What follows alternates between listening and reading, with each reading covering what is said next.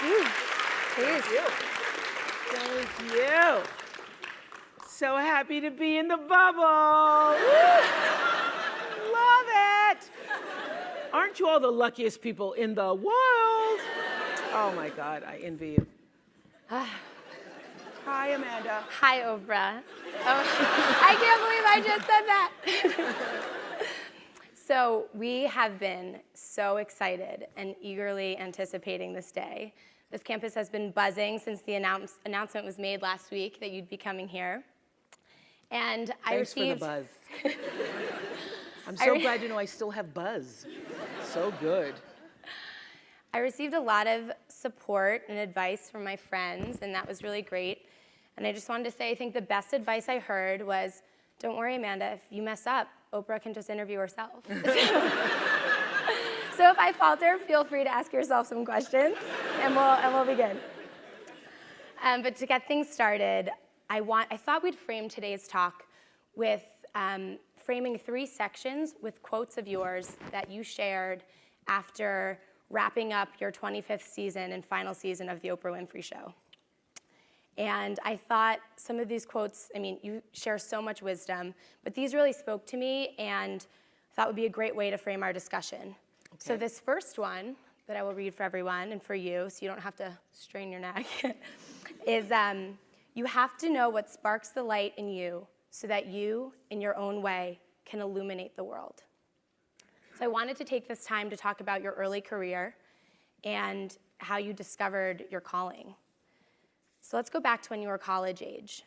Did you know that you wanted to get into TV and media specifically? No, I did not. I thought that I was going to be a teacher. I was in my sophomore class at Tennessee State University. I'd already been working in radio since I was 16. And I remember I was in Mr. Cox's drawing class for theater. And I was a terrible drawer. He said I couldn't draw a straight line with a ruler. And I got a call in that class from a guy at the local station, CBS, and he'd been calling me several times when I was working in radio. So I started working in radio at 16. I won the Miss Fire Prevention contest, another long story. And so when I went back to the station to pick up my prize, some guy said, "Would you like to hear your voice on tape?" I said, "Sure." And I started reading this copy on tape. They called everybody in the building, said, "Hear this kid read." I was 16, they hired me in radio. So I was in radio at 16. And so I started getting calls about my freshman year to come into television. I had never thought about it. And still was living at home and couldn't figure out how I would manage those. I had biology at 1 o'clock, and so I couldn't figure out how I would be able to manage my schedule. And Mr. Cox said to me, the same professor said you can't draw a straight line with a ruler. He said, I came back from taking this phone call, and he said, "Who was that?" I said, "There's this guy at CBS. He keeps calling me and wants me to interview for a job." And Mr. Cox said, "That is why you go to school, fool." So that CBS can call you. That is why you're in school. So he said, you leave now and go call him back. And I did, and I was hired in television. Not knowing anything about it, having in mind Barbara Walters, but thinking, oh, okay, I can do that. Not knowing how to write or film or anything. And I think it was because it was the times, and I literally had somebody who was willing to work with me that I managed to find my way. But I had to find my way because the reporting never really fit me. And what did work for me, I'm this old. I'm so old that when I started that, it was a year of live action cam. And so it was like video cameras live. And so the news stations would do a live shot. They would throw to somebody live, even if nothing was going on, just so they could say, live action cam.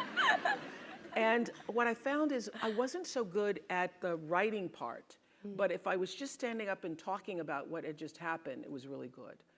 And then I started to feel So I started in 19, working in television, became an anchor immediately afterwards. My father still had an 11 o'clock curfew. Can you believe such a thing? That I am the 10 o'clock anchor. In Nashville, Tennessee, I am the woman on the newscast, reading the news, and my father would say, be home by 11. And I'd say, Dad, the news is on at 10. He goes, and it's off at 10:30, so be home by 11. So I had a very strict father. So anyway, I could feel inside myself that reporting was not the right thing for me, even though I was happy to have the job. Right. I got an offer to go to Atlanta. I was making $10,000 a year in 1971, but still in college, so I was thinking I was doing pretty good. Yeah. I got an offer to go to Atlanta for $40,000, which I thought, it's over. I'm gonna make $40,000. And my boss at the time said to me, you do not know what you don't know. And you need to stay here until you can learn to write better, until you can perfect your craft as a journalist. And so he said, and we can't give you 40, but we can give you 12. So I stayed, and you know the reason why I stayed is because I could feel inside myself that even though the 40 was alluring at the time, that he was absolutely right. So to make a long story short, because I'd be here all day just talking about how it all came about, I started listening to what felt like the truth for me. A couple of years later, I moved to Baltimore. I could feel that as a reporter, and by this time, 22, I'm making 22,000. I met my best friend Gail there who said, oh my God, can you imagine if you're 30 and you're making 30,000? And then you're 40 and then it's 40,000? We actually had that conversation in the bathroom. So I started to feel that reporting wasn't for me. But I had my father, I had my friends, everybody was saying, oh my God, you're an anchor woman, you're on TV, I mean, you can't give up that job. Right. And by the time I was making 25, my father goes, well, you just hit the jackpot. You're not gonna make no more money than that. That's just it. So I was torn between what the world was saying to me and what I felt to be the truth for myself. It felt like an unnatural act for me reporting, although I knew that to a lot of people it was glamorous. And I started to just inside myself think, what do I really want to do, what I really want to do. And I will say this, knowing what you don't want to do is the best possible place to be if you don't know what to do. Because knowing what you don't want to do leads you to figure out what is it you really do want to do. So you discovered talk then, right? Around that time? I didn't discover talk, I got demoted. They wanted to fire me, but I was under contract. And they didn't want to give up the 25,000. So they were trying to keep me on to the end of the year. So they put me on this talk, this is the way life works. They put me on a talk show to try to avoid having to pay me the contract out. And the moment I sat on the talk show, interviewing the Carvel ice cream man and his multiple flavors, I knew that I had found home for myself. Because when I was a news reporter, it was so unnatural for me, to cover somebody's tragedies and difficulties, and then to not to feel anything for it. And I would go back after a fire, and I would take them blankets, and then I would get a note from my boss saying, "What the hell are you doing? Right. You're just supposed to report." Can't be that empathetic. You cannot be that empathetic, and it felt unnatural for me. So if I were to put it in business terms, or to leave you with a message. The truth is, I have from the very beginning listened to my instinct. All of my best decisions in life have come because I was attuned to what really felt like the next right move for me. And so it didn't feel right. I knew that I wouldn't be there forever. I never even learned the streets in Baltimore because I thought, I was there longer than I thought. I was there 8 years. I should have learned the street. But I kept saying to myself, I'm not going to be here long. I'm not going to be here long. I'm not going to be here, so I'm not going to learn the streets. So when I got the call to come to Chicago, after starting with a co-anchor and working in talk, for several years, I knew that it was the right thing to do. And I knew that even if I didn't succeed, because at the time there was a guy named Phil Donahue, who was the king of talk, and was on in Chicago, and every single person except my best friend Gail said, "You're going to fail." Every single person when I left, my bosses by this time thought I was terrific and said, you're walking into a landmine, you're gonna fail, Chicago's a racist city, you're black, you're not gonna make it. Everything to keep me staying. They then offered me a car and an apartment and all this stuff. And I said, no, if I fail, then I will find out what is the next thing for me, what is the next true thing for me. It felt right to you, so you went for it. Because it felt like, this is now the move I need to make. And I was not one of those people, all of my, the people who worked with me in news, they would have their tapes and they'd have their stories and they'd have, resumes ready. I didn't have any of that because I knew that the time would come where what I needed would show up for me. Okay. And when that showed up, I was ready. Because my definition of luck is preparation meeting the moment of opportunity. Right. And I was prepared to be able to step into that world of talk in a way that I knew I could do it. Great. So often in your career, I'm sure you are a minority, perhaps as the only woman, the only black person, the only person from a poor family. Did this affect you on your professional path? And how did you navigate situations in which you might have felt more alone? And now, how did that impact how you lead and how you might help people who may be feeling that same thing? Okay, man, that's a lot of questions. I'm sorry. All right, let's. I have to put my glasses on. I figured I had you here. I was gonna ask as much as I could. Amanda went deep on me there for a minute there. Whoa, back up, sister girl. Come on, back up. First one is. So, how did you navigate situations in which you might have felt more alone? Always the only woman in the room. Still walk in, only woman in the room. And there's a room full of white men, usually older. Thrills me, just thrills me. I just love it. Usually the only black person in the room. Also, never really concerned me because I don't look at people through color. I didn't get to be where I am and who I am by looking at the color of people's skin.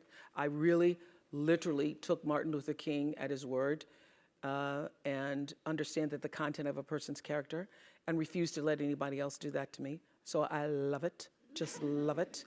And there's a wonderful phrase by Maya Angelou from a poem that she wrote called To Our Grandmothers, that she says, when I come as one, but I stand as 10,000.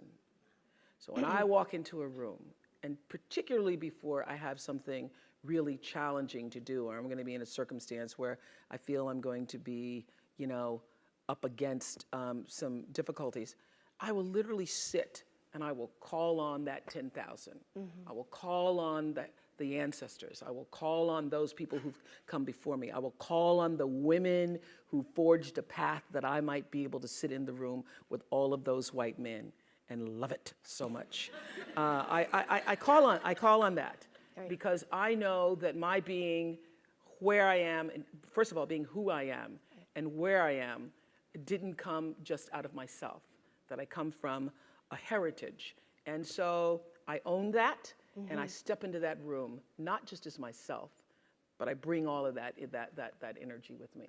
So it has never been an issue for me, except when I was, I think, 23, still working in Baltimore. I'd gone to my boss and said that the guy who was working with me, my co-host on the People Are Talking show, was making more money than I. And we were co-hosts. So I went to my boss and I said, this is in 1970, so I was older than 23. It was 1979, 80. And I said, I just would like to, you know how intimidating it is to go to the boss in the first place. But I'm gonna go and I'm gonna stand up for myself. And I said, Richard's making more money than I am, and I don't think that's fair because we're doing the same job. We sit in the same show, we do the same. And my general manager said, why should you make as much money as he? And I said, because we're doing the same job. And he said, but he has children. Do you have children? And I said, no. He said, well, he has to pay for college educations. He owns his own home. Do you own your home? I said, no.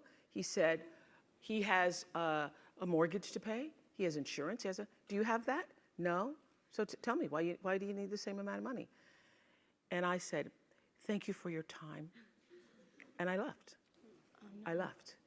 I didn't complain about it. I didn't file a suit about it. I knew that in that moment, it was time for me to go. And that I started the process for myself of preparing myself for, you will not be here long. You are not going to be able to get what you need.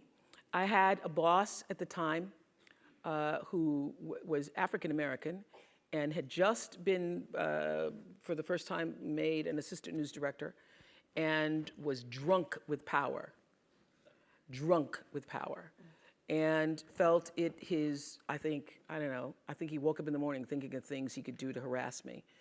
I decided not to file a suit against it because I knew at the time I would lose. Right.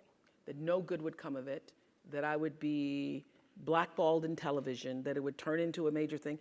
And I knew I didn't have long to stay there. I had a vision for what the future was, even though I couldn't place exactly where my future would be.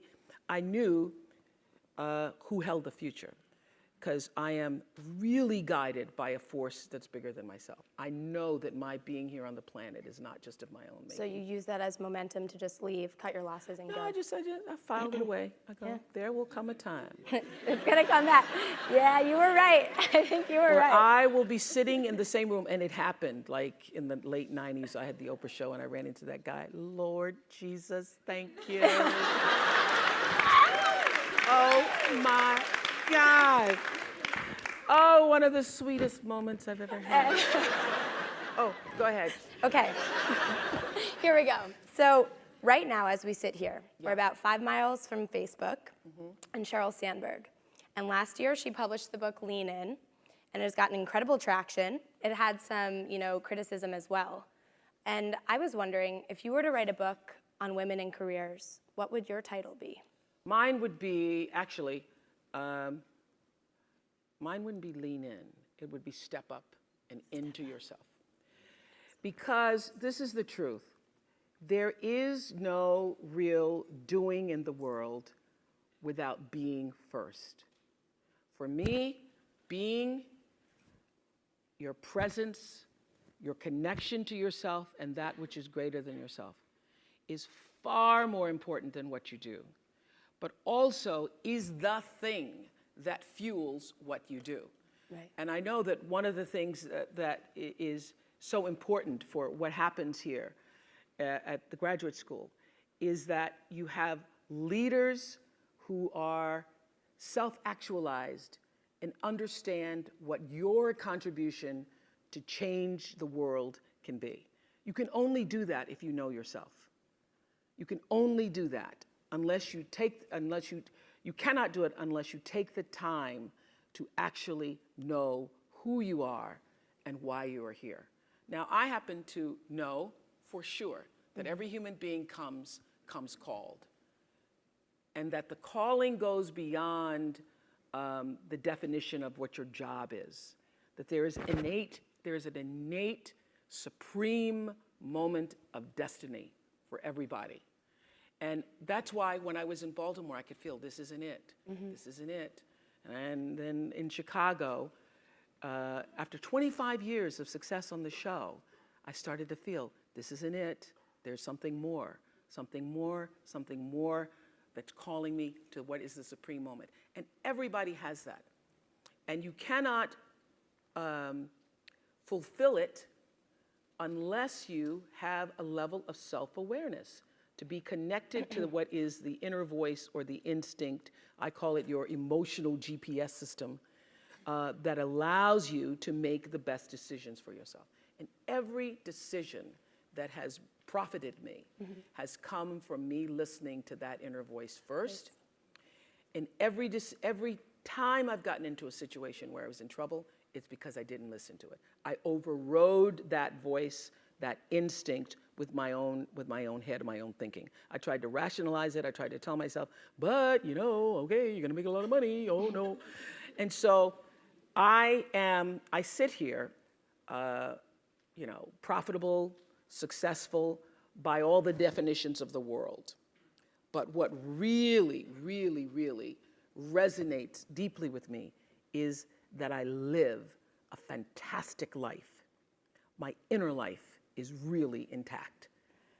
I live from the inside out. And so everything that I have because I let it be fueled by who I am and what I realize my contributions to the planet could be.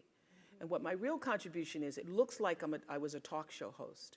It looks like, I'm in the movies. It looks like, I have a network. But my real contribution, the reason why I'm here, is to help connect people to themselves and the higher ideas of consciousness. I'm here to help raise consciousness. So my television platform was to help raise consciousness. In the beginning, I didn't realize that. I thought, oh my God, I got a show! And it wasn't until I was interviewing the Ku Klux Klan one day. And can you imagine, all the great lessons come from things that are sometimes challenging. I was interviewing the Ku Klux Klan, and I thought, as an African American, I'm going to get them. I'm going to show for every Jewish person, for every person who's been discriminated against. And during the commercial break, I saw the Klan exchanging signals and looks at each other. And then something inside, that instinct, I thought, I am doing nobody any good. They are loving this. They are using me. I think I'm doing an interview. Right. They are using me. I did not know it at the time. I brought them on, actually, those same guys back for my last year. And they told me that they used that show for their recruitment. I could feel that happening. And I made a decision after that show. I'll never do anything like that again. I'll never let my platform be used, and I will not be used. And at the time, in the 90s, early 90s, everybody was doing confrontational television. And I thought I was above the fray, because I'm not like Jerry Springer. I don't do that. So in my egoic delusion, I thought, because I am not that bad, I'm really not bad. But I was doing confrontational television. I thought I was exposing men with affairs.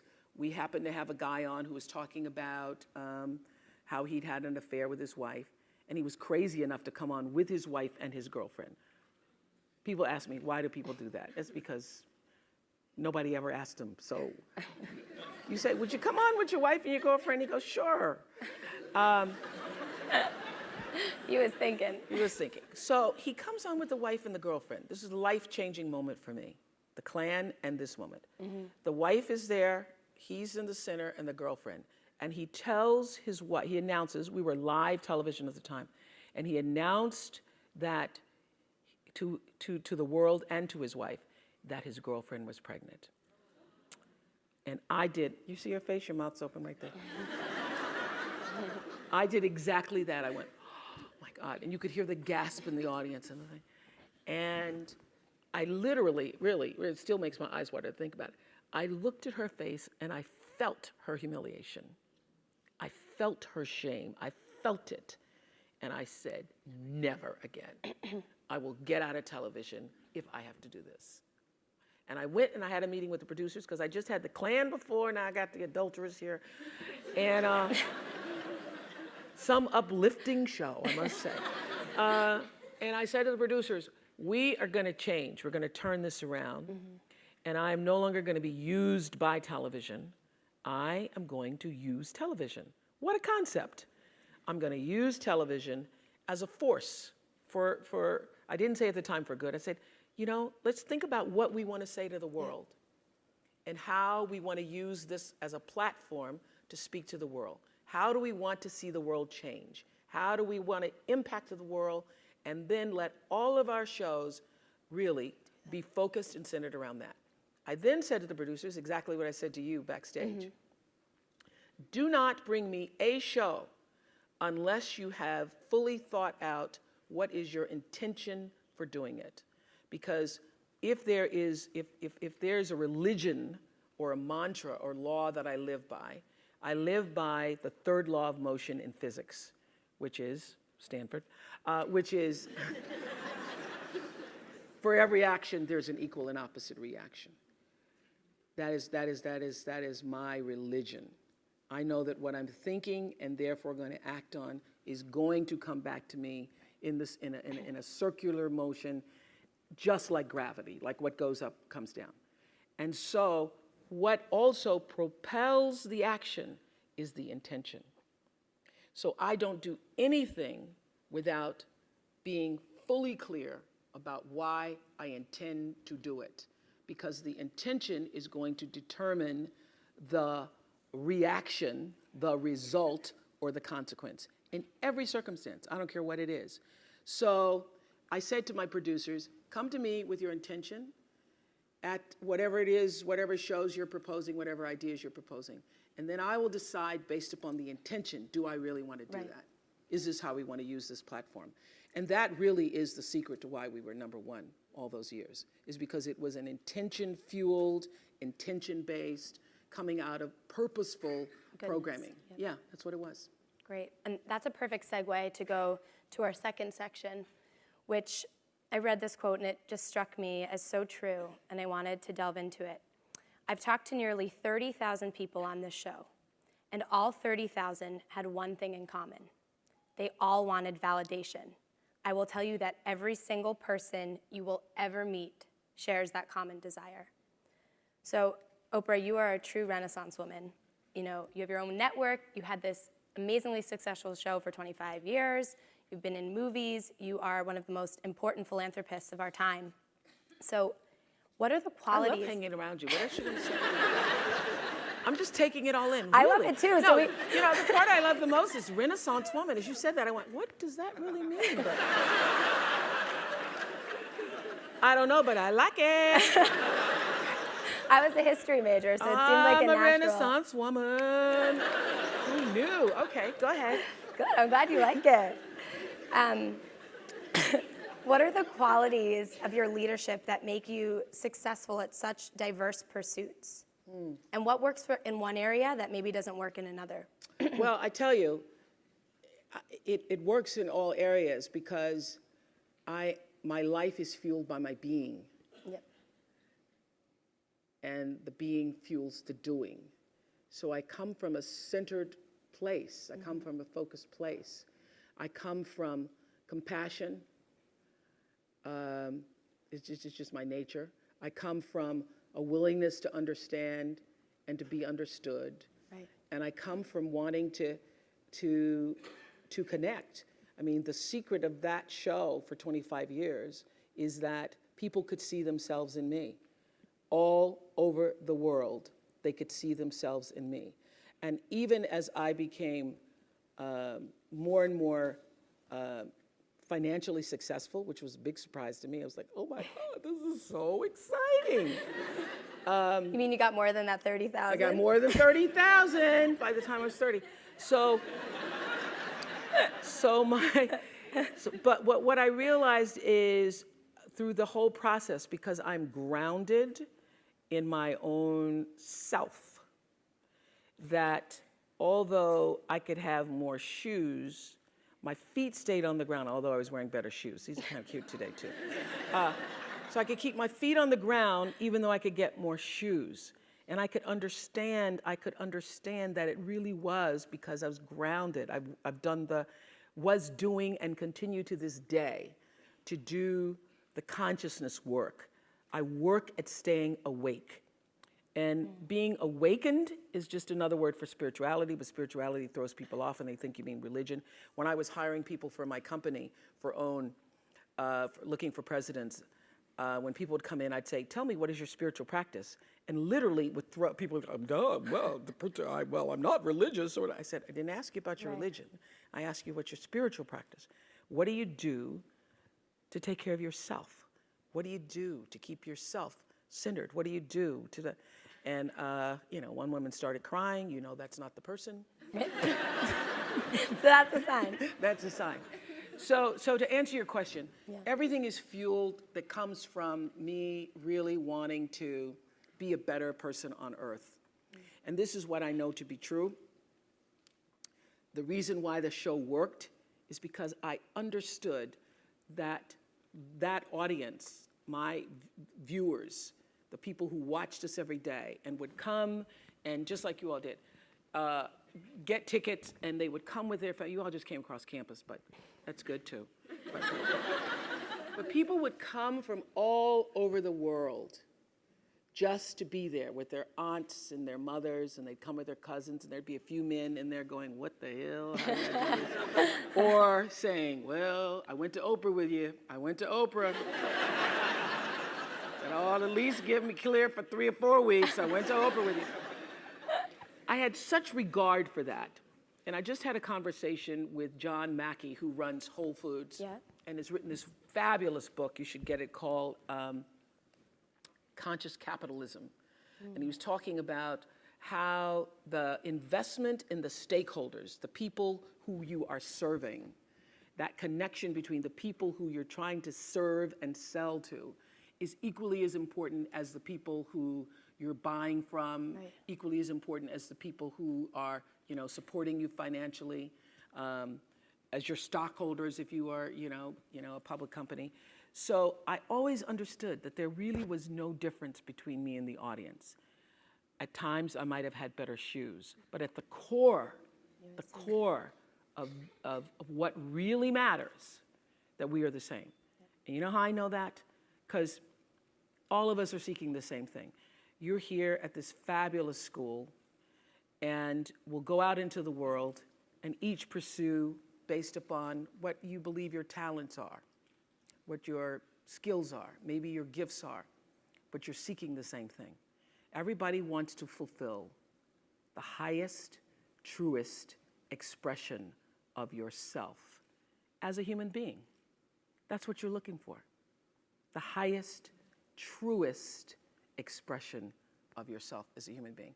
And because I understand that if you're working in a bakery and that's where you want to be, and that may be what you've always wanted to do, is to bake pies for people or bake cakes for people or to offer your gift, then that's for you. And there's no difference between you and me, except that's your platform. That's your show every day.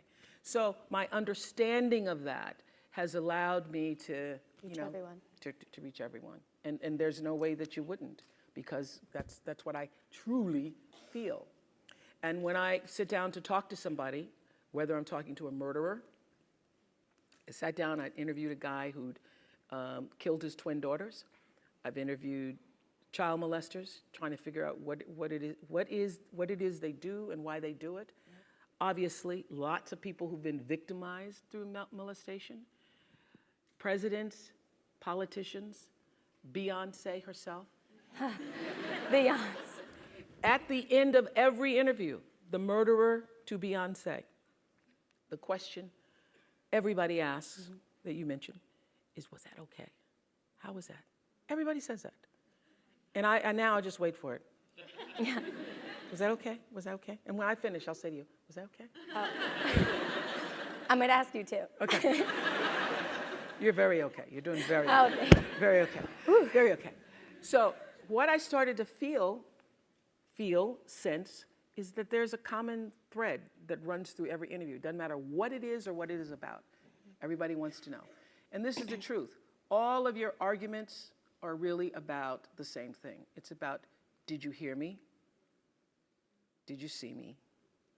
And did what I say mean anything to you? That's what everything's about. So the reason why I left my boss's office when I was asking for a raise, I knew he didn't hear nor see me, neither. And that I was not going to get the validation that I needed. Now, I couldn't articulate that at the time. I just knew, let me get out of here. But now I know, I could feel inside myself, I'm not going to get the validation that I'm looking for. I also know that's what every human being is looking for. They're looking to know, are you fully here with me? Are you fully here, or are you distracted? That's what your children want to know.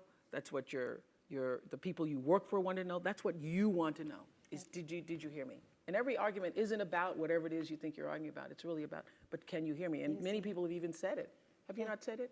You're not hearing me. Yeah.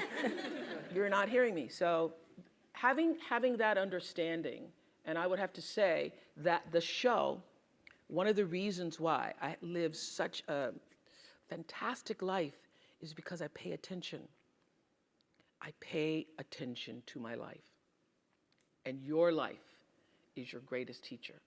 Every single thing that's happening to you, every day, your joys, your sadnesses, your challenges, your worries, everything is happening to bring you closer to in here. Everything is trying to take you home to yourself. And when you're at home with yourself, when you're solidly there, connected to whatever you call creation, even if you don't call it anything, connected to an energy force that has unlimited power for you, when you can connect to that, you are your best. One of my greatest lessons came from a guy who wrote a book called Seed of the Soul. I was doing him on the show, and I started talking this consciousness, spiritual talk, 2 months after I started the show. And my producers would all be like, oh God, there she goes again. But I knew that even though masses of people were not tuning in for that the whole purpose of that platform was to try to lift people up. And now I have a network, and I can articulate what it is I'm trying to do. I'm trying to bring little pieces of light into people's lives. Because what is my job? My job is not to be an interviewer. My job is not to be a talk show host or just to own a network. I am here to raise the level of consciousness, to connect people to ideas and stories so that they can see themselves and live better lives. Thank you. I want to shift gears and focus a bit on philanthropy. Are you worried about getting all your stuff in? No, we're doing great. We're just going to keep going. I think everyone likes this, right? We're good? Okay, good. Okay. So I watched your interview with the Forbes conference on philanthropy. And you said something really interesting, which was that early on, some of your biggest mistakes in giving were because you made emotional decisions. Yeah. And yet we learn here at the GSB, like one of the crucial messages we take away with us is that it's really important to be, as you said before, self-aware, to be understanding, often to share our emotions with others. And you yourself have been the master of, harnessing vulnerability with yourself and your guests over the years. So how do you strike a balance between emotion and logic? How do you make sure that you're making logical decisions when you're giving? Oh, these are so well thought out, these questions. Thank you. Okay, let me think about that for a minute. Very good. Thank you. Okay. Well, I would have to say that you need both. You need emotion and you need logic. So in the beginning, I was purely emotional, made a lot of mistakes. I happened to be sitting, I was sharing this story with Dean Soloner just before he came on. I was sitting in Nelson Mandela's living room. And I'm not just saying that's a name drop, but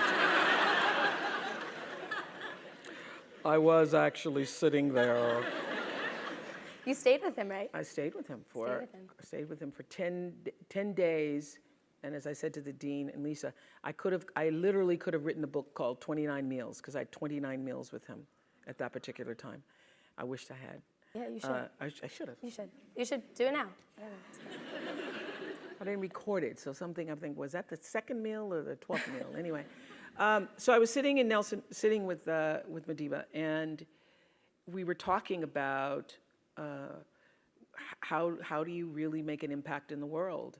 And we were reading the paper, and I reached a point where I was no longer like, oh my God, what am I gonna say? Because we were just sitting in silence reading the paper, and there was an article in the paper about, some tragic situation. And we both started talking about the way to end poverty is through education. And I said to him, I really, at some point, would like to build a school over here. And then he got up and called the Minister of Education and said, get over here now, Oprah wants to build a school. And I was like, well, I was thinking about it. I didn't say I wanted to do it today. But we literally started the process then. Wow. It was an emotional decision for me in that I think philanthropy should come out of you. Your doing should come out of your being. Everybody knows my story as a poor Negro child growing up in apartheid Mississippi. And if it were not for education and being born at the right time, because I was literally born in the year of desegregation, 5 years before, 3 years before, 2 years before, nobody would have even had the hope that my life could have been any different. So because I was born at that time and literally moved out of Mississippi by the time I was in my first classroom, I was in kindergarten, wrote my kindergarten teacher a letter, Miss New. I said, dear Miss New, I do not belong here. Because I know a lot of big words. And then I wrote every big word I knew. Elephant, hippopotamus, Mississippi, Nicodemus, Shadrach, Meshach, and Abednego from the Bible. So, and then Miss New says, who did this? I said, I did. So then they marched me off to the principal's office. Only time I was ever in there. Principal's office. Principal made me sit and write those words again. And I got myself out of kindergarten into first grade. Oh my God. First grade, skipped second grade, hello her. The Renaissance began. Yeah.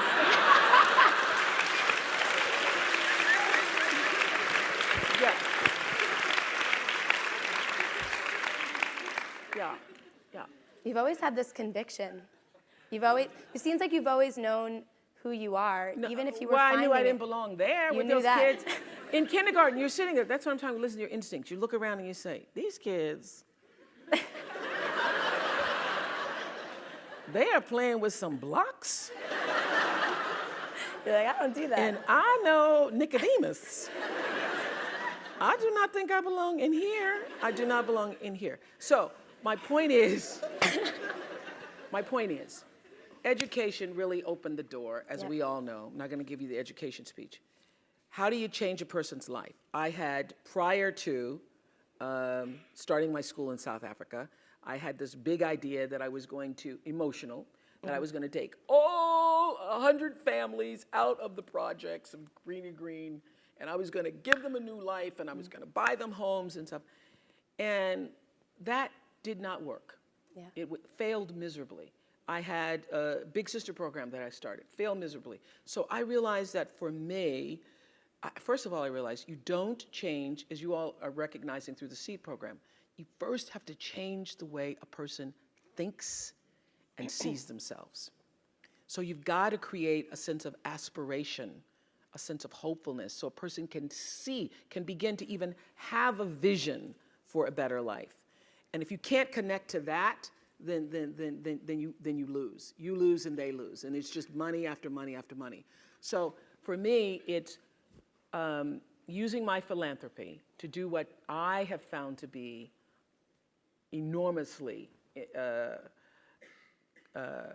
helpful. You know, the light in my life was education. Mm-hmm. So for me, in the beginning, when I started to make money, especially when it's published, everybody and their brother calls you. Over, yeah. And then you've got to make a decision. Am I going to do what everybody else wants me to do? Or am I going to be led by who I really am? And I learned, as will happen to anybody who's successful in your family, people start treating you like the First National Bank. And you've got to decide. You've got to draw the boundaries for yourself and decide how are you going to use your money, your talent, your time in such a way that it's going to serve you first, because if it doesn't allow you to be filled up, then you get depleted and you no longer want to, you can't keep doing it. Right. So my decisions are now emotional and logical, meaning I choose education, but I do it in such a way that's actually going to benefit the person that I'm serving. Then it's not just, oh, I want to help people, you know? Right. Yeah. Thank you. So to move on to our last part, you said at the end of your 25 years, gratitude is the single greatest treasure I will take with me from this experience? So now you've started your own network, and you continue to be very involved in your philanthropy and your school. Is there anything left that you're scared to try?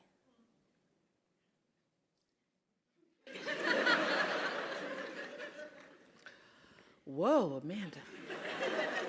You must have been up all night long. I prepared a little bit, just a little. Oh my goodness, anything left that I'm scared to try?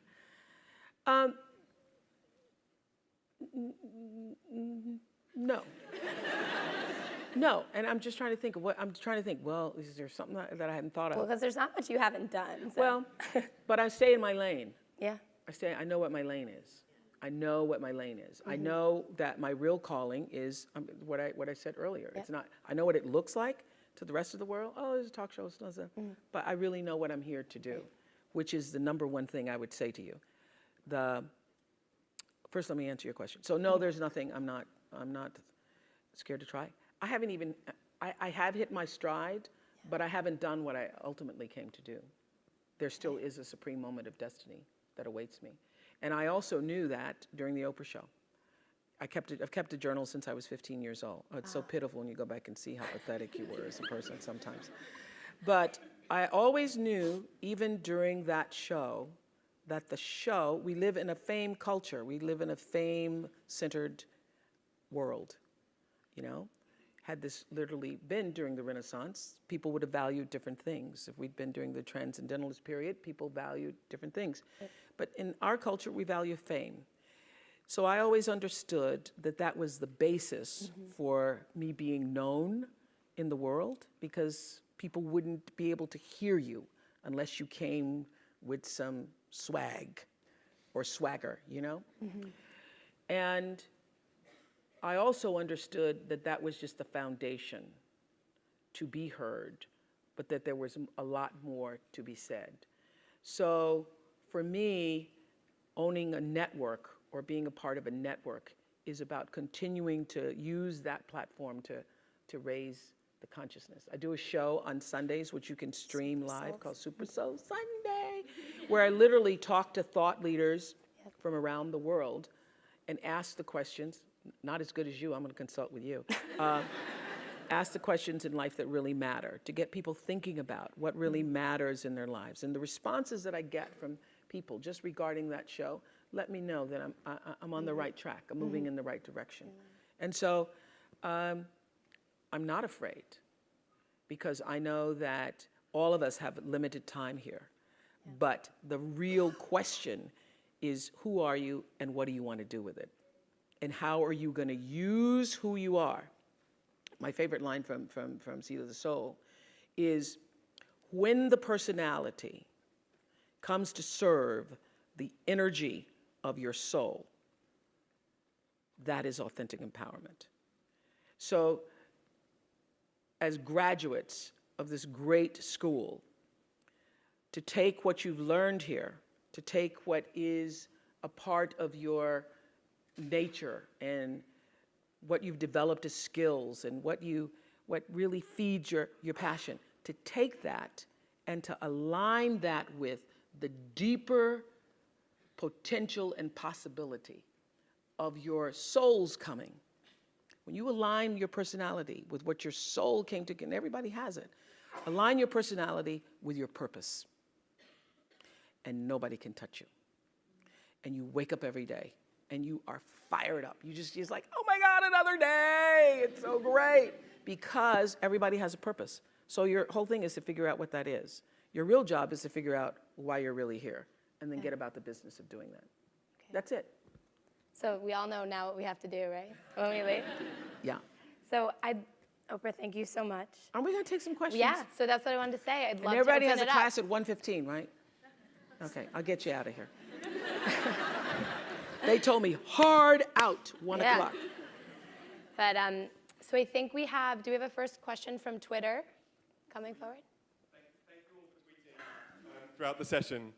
The first question asked today was Matt Cecido, who asked, will you marry me? Oh, looks like he's up there. He's waiting. Matt, where's the ring? Matt, do we need marriage?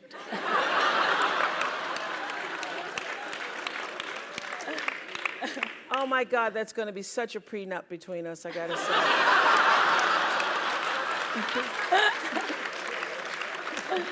What else you got, Andre? Thank you. And then we had Javier Hernandez, who asked, Oprah, who has been your favorite interviewee and why? Well, actually, I would have to say there's so many over the years, and the truth is that the people whose names that I can't even remember, and you probably wouldn't remember, have been the most revelatory, the most impactful. I mean, watching people step out of tragedies and define triumph for themselves, those people really have been the ones that really shaped me and made me a better human being. I did an interview once with a woman, and actually with Dr. Phil, where she had come to the show and was planning to kill herself afterwards, she said, because her daughter had been murdered 8 years before, and she couldn't get past it. And she just wanted to come on the Oprah show and talk about it. And Phil said to her, why do you spend all your time lamenting, all these years lamenting the death, instead of celebrating the life? You've let the one day define your daughter's entire life. And she looked up at him and she said, you know, I never thought about it that way before, with tears. I could feel the shift in her. So the most important moments for me have been when literally I can see that somebody has made a shift in the way they see themselves in the world, or, you know, what we call now an aha moment. Those, I live for that. I live for that. Those are my favorite interviews. But most recently, I just last week interviewed Pharrell. Yeah, we saw that. Oh my my goodness. God. I was You made so him cry. happy. But you made him cry. I didn't make him cry. I didn't make him cry, Amanda. But he cried, and it was happy tears. Yeah, I would have to say. I don't go after, I don't actually No. try to make people cry. And if I think it, literally, we cut a lot of it because he went into the ugly cry. He went into the ugly cry. You could tell it was real. Yeah, it was very real. And so we said, we got to save the brother. Brother cannot walk out into the world with the ugly cry. It's okay to have a little sniffle, but then just like, oh, Lord. But I could also feel him. I mean, I understand. You know why? Because I just loved him. I just loved him. Anybody who saw that interview, if you liked him a little bit before, you really loved him afterwards, because that's a person who's absolutely connected to it. He knows his purpose. Yeah, well, he's very much connected to it. And when he started crying when he saw the videos of people all over the world dancing to the happy song. There was a version made here, too. Here? Yeah. You guys did one too? Yeah, I think some of the NBA ones, right? Raise your hand if you were in it.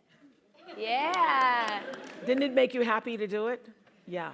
So he saw that video, like 30 seconds of video from people in all these different countries, and the name of the countries were up. And he just felt the emotion and the impact of using his life in such a way that you're able now to touch all of those people, which is really what we're all looking to do. And all of us have the ability to do it at whatever level you are, at whatever level. And I always say to people, oh, I have a big stage. Some people have a smaller stage. Some people have, you know, what's your stage? We're going to take one from the audience now? Yeah. Let's do it. All right. Here we go. Got the mic. Introduce yourself. Hi, I'm Kirsten. I'm a second-year MBA student here at the GSB. So this week at the GSB, we're hosting something called Climate Week to raise awareness about climate change among the business students here. And so you've interviewed people like Leo, Al Gore, President Obama on this really important issue. And so I wanted to get a sense from you of how do you navigate raising the level of consciousness around issues like climate change that are important, but also very complex and politicized.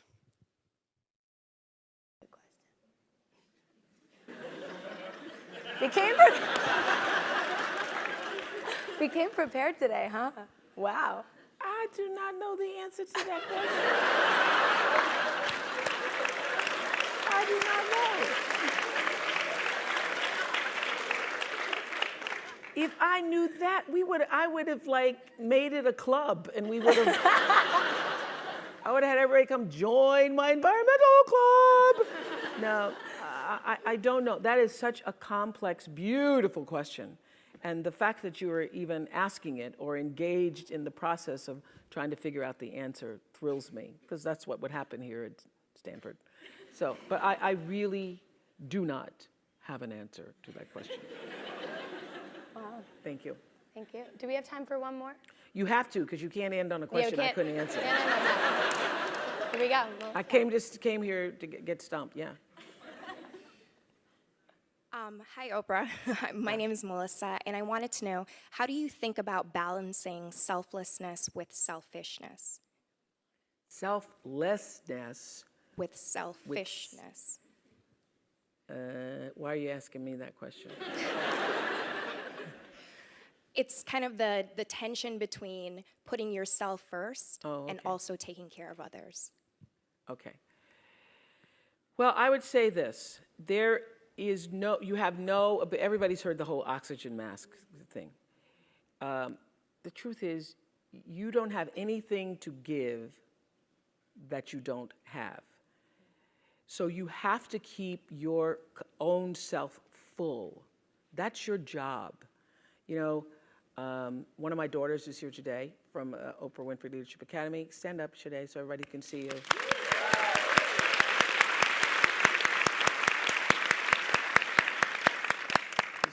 You're going to end your first year soon. Oh my God, it's first year.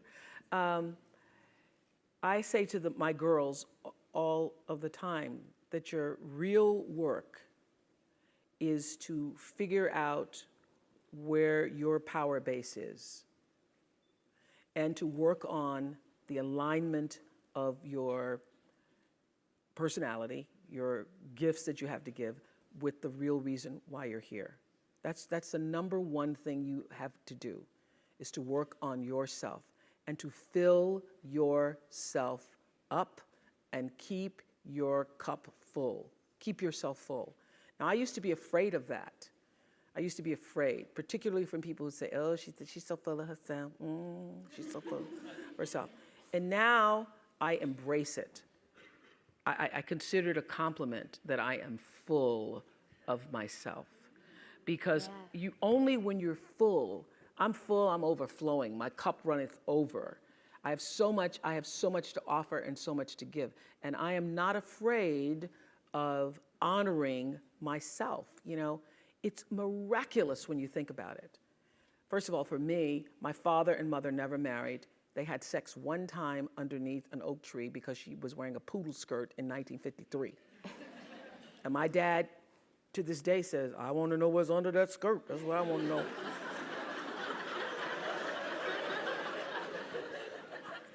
He wanted to know what was under the skirt. They didn't really have a relationship. She wanted one, but, you know, he went under the skirt and then that was it. And one time under the oak tree, bam, Renaissance. Woman is born. It happened there.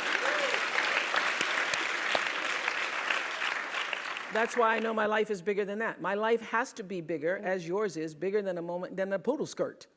It's much bigger. The design, the reason why I'm here is much bigger than, oh, I think I want to see what's under there. So the ability to take care of that, to honor yourself and that which is greater than yourself, that which was the reason for your being here. There's no selflessness in that, because only through that do you have the ability to offer yourself, your whole self, your full expression of who you are to the rest of the world. So I remember the very first time I had a life coach, they weren't called that at the time, but an expert on, who shared with our audience, the women, she did a list and say, where are you on the list? And literally in that audience, women booed her when she said, put yourself top of the list. This was in 1992. In 1992, the idea of being top of your own list was people like, how dare she, and she doesn't have children. I said, she didn't say abandon your children and go running in the streets. She just said, put yourself at the top of the list. Nurture yourself. Honor yourself. Stop the crazy mind chatter in your head that tells you all the time that you're not good enough. because that's the number one, I found too, issue with everybody. The reason people say, you know, how was that? How was that? Is because you want to know, how do you measure up? Well, to know that you're just being here. You're just being here. However that sperm, bam, hit that egg.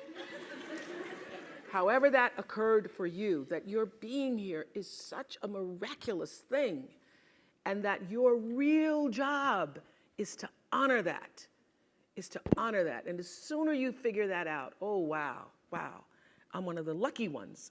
I got to be here. So how do you continue to prepare yourself to live out the highest, fullest, truest expression of yourself as a human being? And I just want to end with this. Yeah. There are no mistakes. There really aren't any, because you have a supreme destiny. When you're in your little mind, in your little personality mind, where you're not centered, where you really don't know who you are, that you come from something greater and bigger, and that we really all are the same. When you don't know that, you get all flustered. You get stressed all the time, wanting something to be what it isn't. There is a supreme moment of destiny calling on your life. Your job is to feel that, to hear that, to know that. And sometimes when you're not listening, you get taken off track. You get in the wrong marriage, the wrong relationship, you take the wrong job. Yeah, but it's all leading to the same path. There are no wrong paths. There are none. There's no such thing as failure, really, because failure is just that thing trying to move you in another direction. So you get as much from your losses as you do from your victories, because the losses are there to wake you up. The losses are to say, fool, that is why you go to school. So that CBS can call you. So when you understand that, you don't allow yourself to be completely thrown by a grade or by a circumstance, because your life is bigger than any one experience. And if I always ask people on Super Soul Sunday to tell me, what would you say to your younger self? Every person says in one form or another, I would have said, relax, relax. It's gonna be okay. It really is gonna be okay. Because even if you're on a detour right now, and that's how you know, when you're not at ease with yourself, when you're feeling like, oh, yeah, shouldn't be that is the cue that you need to be moving in another direction. Don't let yourself get all thrown off, continue to be thrown off course. When you're feeling off course, that's the key. How do I turn around? So when everybody was talking about, when I started this network, if I had only known, good Lord, how difficult it would be. The way through the challenge is to get still and ask yourself, what is the next right move? Not think about, oh, I got all of this stuff. What is the next right move? And then from that space, make the next right move and the next right move. And not to be overwhelmed by it, because you know your life is bigger than that one moment. You know you're not defined by what somebody says is a failure for you, because failure is just there to point you in a different direction. And that's all the time I got right now. Yeah. I'm looking at the clock. Thank you. Woo! Whoa. Good job. Thank you. Yay! Yay! Good job. Yay! Wow.